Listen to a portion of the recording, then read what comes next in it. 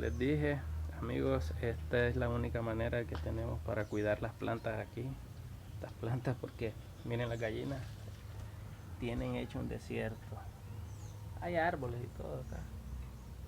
Hay árboles, hay naturaleza, pero lo que es, aquí no se puede tener grama, nada, porque estos animales, todos se lo comen ellas.